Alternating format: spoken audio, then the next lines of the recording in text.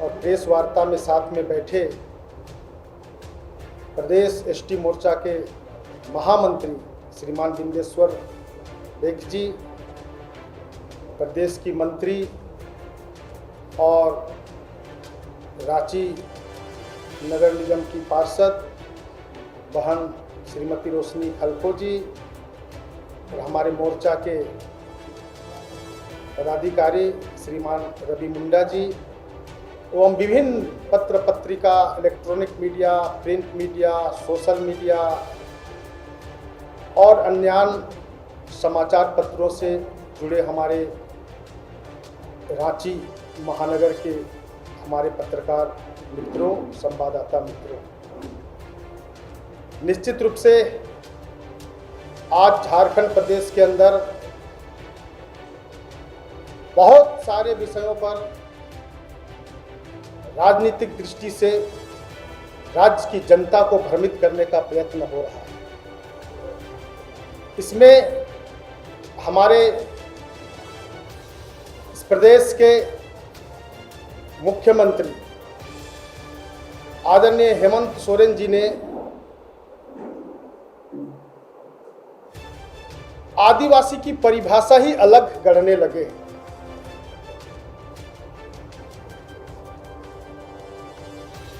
ये मुख्यमंत्री जी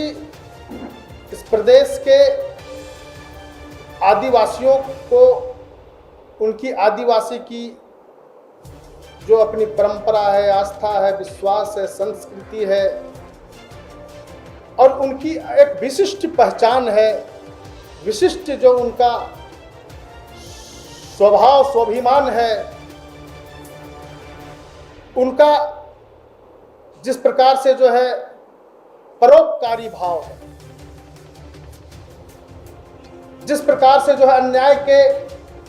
खिलाफ संघर्ष करने का, विरोध करने का, जो लड़ने का स्वभाव है, इससे अलग आदिवासियों की परिभाषा गढ़ने में लगे हैं। निश्चित रूप से हम सब जब देखते हैं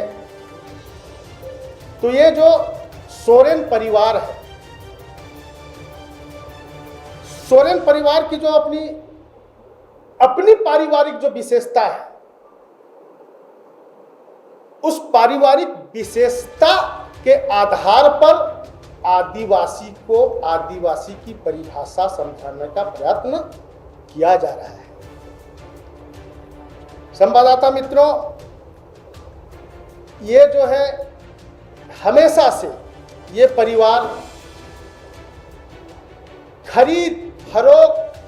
करने का अपना पारिवारिक जो नेचर है, स्वभाव है,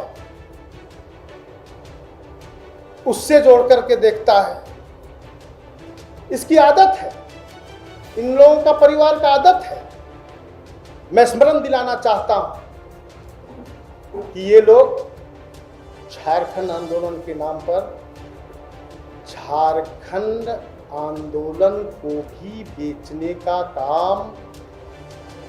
ये सोरेन परिवार के लोगों ने किया है। इसी के साथ आज की इस झारखंड की जो वर्तमान स्थितियां और परिस्थितियां को जब मैं देखता हूं तो उन दिनों में तो झारखंड आंदोलन को बेचने का काम किया, आज के दिन में झारखंड की अस्मिता को भी बेचने का काम किया जा रहा है।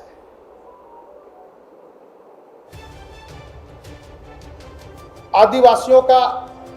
मसीहा कहला करके, आदिवासियों का परोपकारी कहला करके जो ढोंग पीटने वाला आखिर इस झारखंड के गरीब आदिवासियों के लिए क्या किया, सोरेन परिवार ने क्या किया? मैं बताना चाहता हूं कि ये सरकार बनते के साथ चाईबासा के बुरु गुलीकेरा गांव में 7 निर्दोष आदिवासियों की किस प्रकार से नृशंस हत्या होती है और उनके हत्यारे आज 4 साल पूरा होने के बाद भी क्या हुआ नहीं हुआ, उसको क्या दंड मिला, उनके परिवार को क्या सुविधाएं मिली, उन गांवों के लिए क्या विकास हुआ, ये कहीं कुछ दिखाई नहीं देता है। ये इस सरकार की उपलब्धि है क्या? और तो और जिस शहीद के नाम से सिद्धू, कान्हू, चांद, भैरव, फूलो झानो के नाम से राजनीति करने वाला ये झारखंड मुक्ति मोर्चा और झारखंड मुक्ति मोर्चा के नेता जब सरकार में आता है तो उनके परिवार के सदस्य जो हमारे रामेश्वर मुर्मू जी थे, उनकी भी हत्या हो जाती है, उनकी भी रक्षा नहीं कर पाते हैं और उनके नाम पर राजनीति करते हैं। इसी के साथ यह आदिवासी राज्य में एक आदिवासी बहन दरोगा रूपा तिर्की कितने गरीब परिवार से कितने मेहनत करके पढ़ाई करके एक आदिवासी अफसर के रूप में वो कार्यरत थी, लेकिन इसका संदेहास्पद मौत बताया जाता है। ये कैसे? आप सबों के माध्यम से कई प्रकार के विषय आए।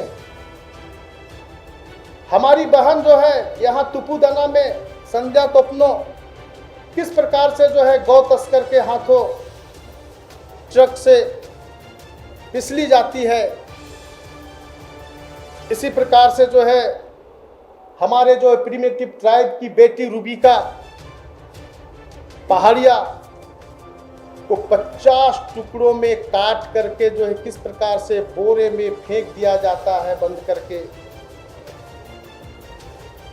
ऐसे जो है हमारे एक होनहार युवा आदिवासी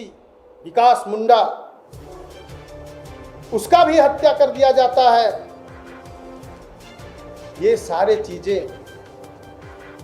हेमंत सरकार बताएं,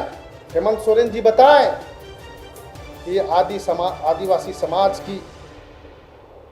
इस पीड़ा को दूर करने का आखिर क्या प्रयास किया। मुख्यमंत्री जी आज कहते हैं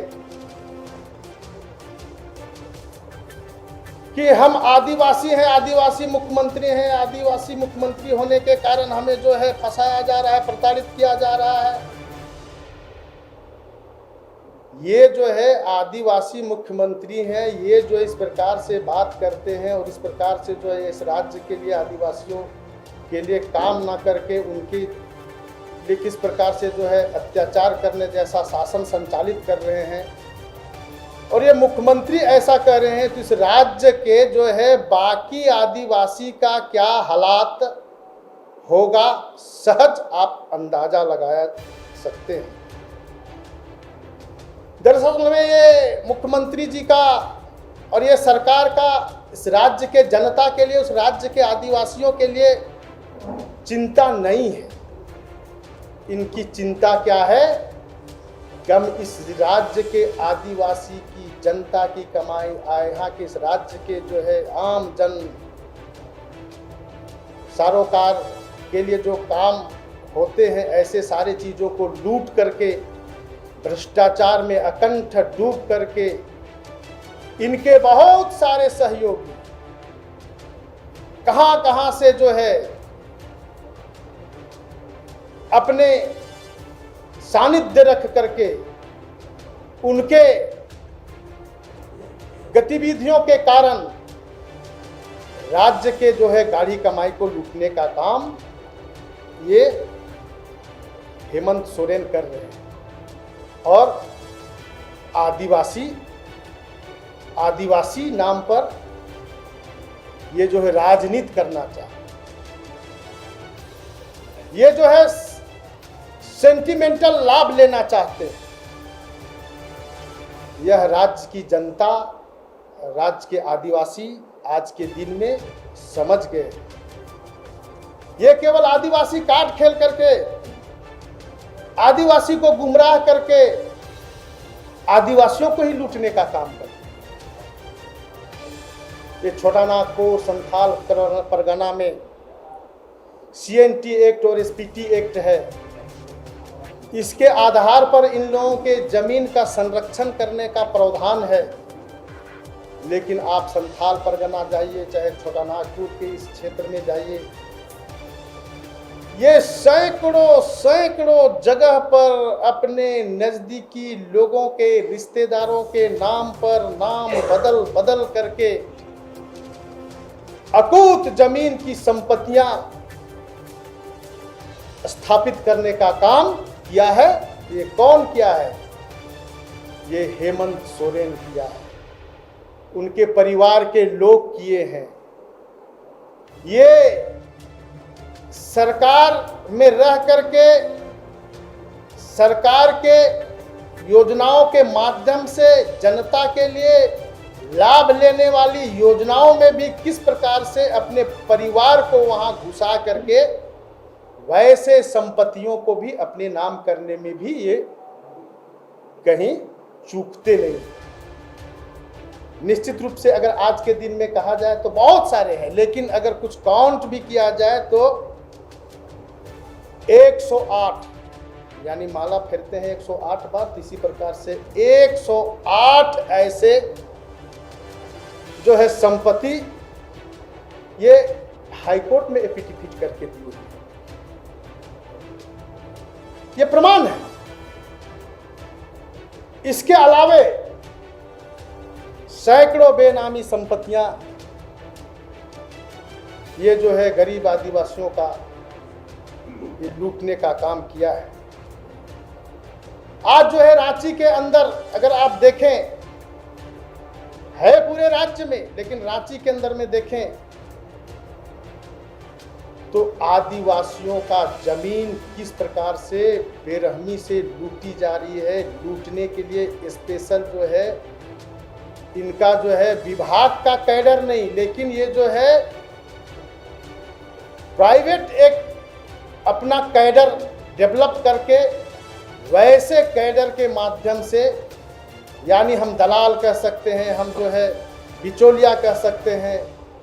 ऐसे लोगों के माध्यम से यहाँ के आदिवासियों की जमीन को लूटने का काम ये हेमंत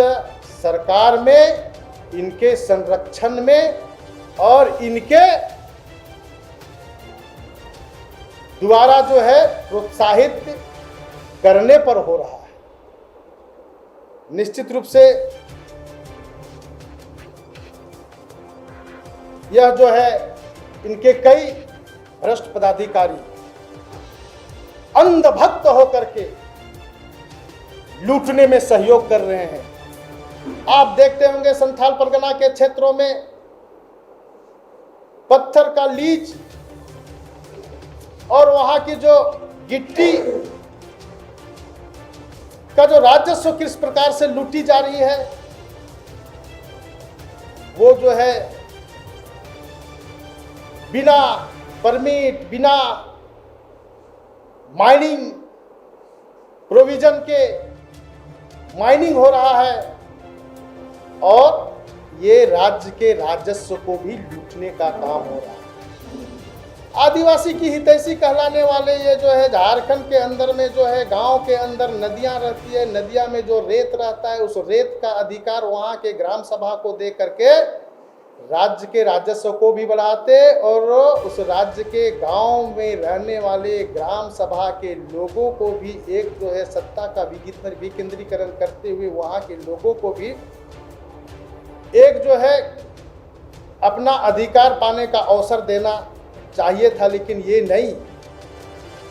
ये जो बिचौलिए जैसे लोगों को भी लीज दे करके वहां भी बिना परमिट के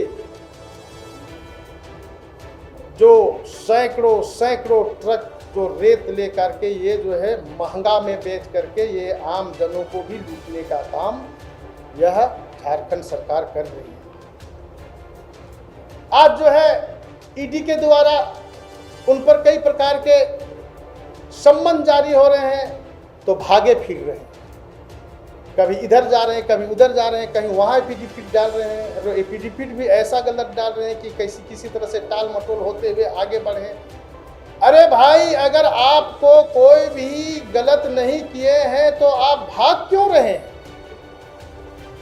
आपको भागना नहीं चाहिए। और तो और ये जो है, इनके सरकार में इनके जो आईएएस अधिकारी के सचिव और बिचौलिए जब व्हाट्सएप पर जब वार्ता करते हैं तो इसमें जो सूत्र बनाया गया है, होल्डर, फाइल, बॉस, इन सूत्रों के आधार पर ये राज्य की जनता को लूटने का काम कर रहे हैं। ये जो है फोल्डर, फाइल, बॉस कौन है, ये बताना चाहिए, राज्य के जनता को बताना चाहिए। जब ये बातें, जब ये अखबार के माध्यम से, आप लोगों के माध्यम से यहाँ पर आया है, तो फाइल, फोल्डर, बॉस कौन है, ये राज्य की जनता जानना चाहती है।